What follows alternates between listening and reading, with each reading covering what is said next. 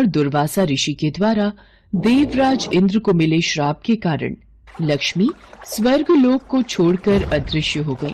लक्ष्मी के चले जाने से इंद्र आदि देवता निर्बल और श्रीहीन हो गए। उनका सारा धन वैभव लुप्त हो गया। जब ये खबर दैत्यों को मिली तो उन्होंने स्वर्ग पर आक्रमण कर दिया और देवगण को पराजित कर स्वर्ग पर अपना कब्जा जमा लिया। उसके बाद निराश होकर इंद्र देवगुरु बृहस्पति और अन्य देवताओं के साथ ब्रह्मा जी की शरण में पहुँचे। हे ब्रह्मदेव, हमारी रक्षा कीजिए। दैत्यों ने स्वर्गलोक पर अधिकार करके हमें स्वर्गलोक से बाहर कर दिया है। देवराज इंद्र, देवी लक्ष्मी को पुनः प्रसन्न करने के लिए आप सभी देवता भगवान नारायण की कृपा दृष्टि प्राप्त करो, तो उनके आशीर्वाद से आपको खोया वैभव और स्वर्ग पुनः मिल जाएगा। इंद्र और अन्य देवताओं के आग्रह पर ब्रह्मा जी उनके साथ भगवान विष्णु की शरण में पहुँचे। हे प्रभु, आपके श्री चरणों में हमारा कोटि कोटि प्रणाम। भगवान, माता लक्ष्मी हमसे रूठ गई हैं और दैत्यों ने हमें पराजित कर स्वर्ग पर अधिकार कर लिया है। अब हम आपकी शरण में हैं, हमारी रक्षा कीजिए। हम सब जिस उद्देश्य से आपकी शरण में आए हैं, कृपा करके आप उसे पूरा कीजिए। देवराज इंद्र, घबराने से काम नहीं बनेगा। मेरी बात ध्यान पूर्वक सुने।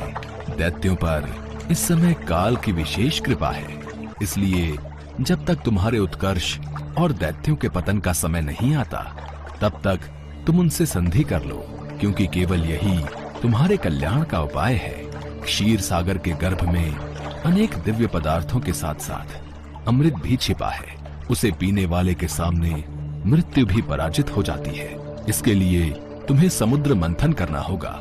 ये कार्य अत्यंत दुष्कर है, अतः इस कार्य में दैत्यों से सहायता लो। कूटनीति भी यही कहती है कि आवश्यकता पड़ने पर शत्रुओं को भी मित्र बना लेना चाहिए। तत्पश्चात अमृत पीकर अमर हो जाओ, तब दुष्ट दैत्य भी तुम्हारा अहित नहीं कर पाएंगे।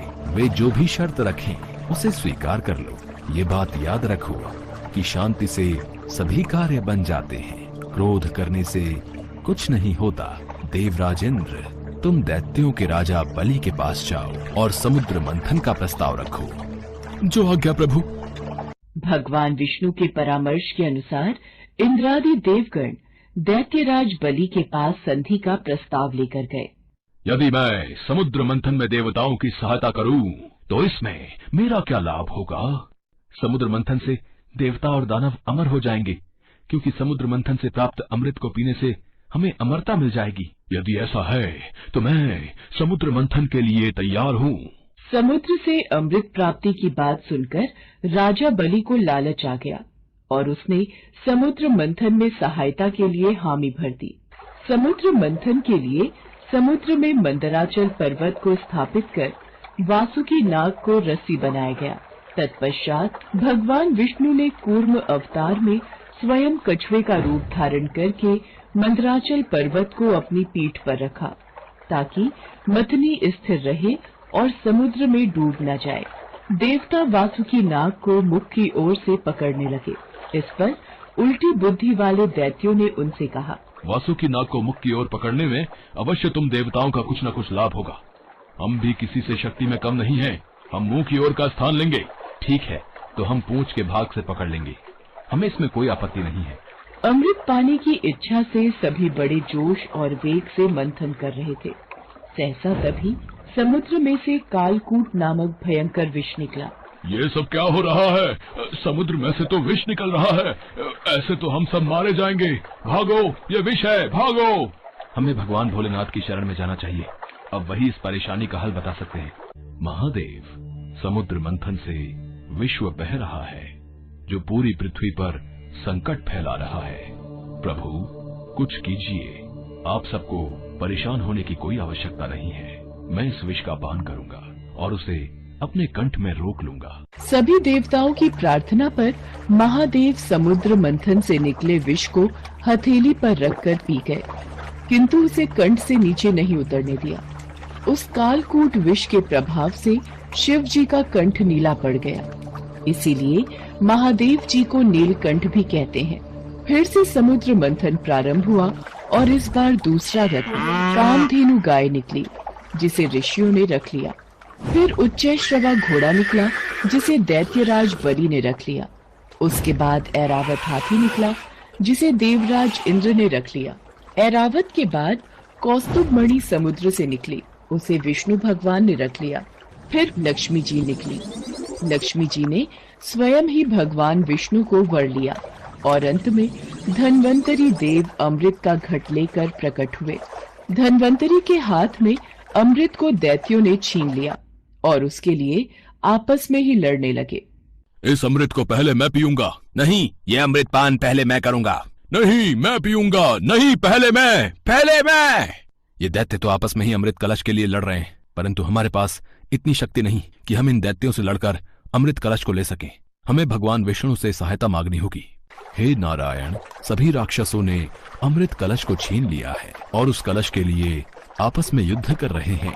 दुर्वासा ऋषि के श्राप के कारण देवता दैत्यों से युद्ध करने में सक्षम नहीं हैं। आप इनकी सहायता कीजिए। आप चिंतित मत होइए ब्रह्मदेव, मैं देवताओं की सहायता के लिए मोहिनी रूप धारण करूंगा।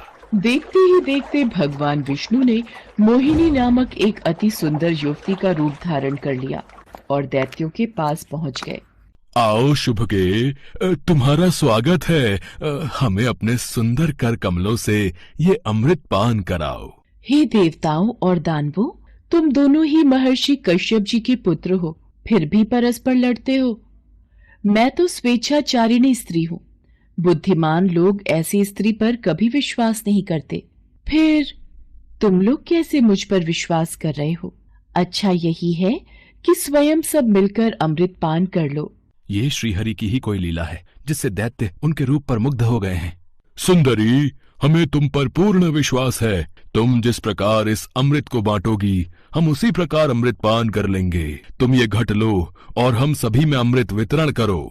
यदि आप इतना आग्रह कर ही रहे हैं तो ठीक है, आप सभी दैत्य और देवता अलग अलग पंक्तियों में बैठ जाइए। मैं सभी को बराबर मात्रा में अमृत पान करा देती हूँ। जैसी तुम्हारी इच्छा सुंदरी, हमें कोई आपत्ति नहीं है।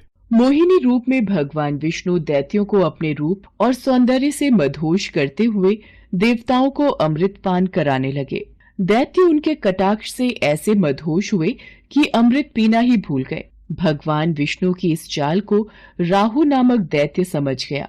मुझे ऐसा क्यों लग रहा है, ये जरूर विष्णु की कोई चाल है। परंतु सभी दैत्य अभी मोहिनी रूप में मदहोश हैं। वो मेरी बातों पर कतई विश्वास नहीं करेंगे, इसलिए मैं देवता का रूप बनाकर देवताओं की पंक्ति में ही बैठ जाता हूँ। ये तो राहु दैत्य है। हाँ, ये रूप बदलकर देवताओं की पंक्ति में बैठ गया। चंद्रमा और सूर्य की बातों को सुनकर भगवान विष्णु क्रोधित हो गए। उन्होंने तत्काल अपने सुदर्शन चक्र से राहु का सिर गर्दन से अलग कर दिया। अमृत के प्रभाव से उसके सिर और धड़ राहु और केतु नाम के दो ग्रह बनकर अंतरिक्ष में स्थापित हो गए। इस तरह देवताओं को अमृत पिलाकर भगवान विष्णु वहां से लोप हो गए। उनके लोप होते ही दैत्यों की मदहोशी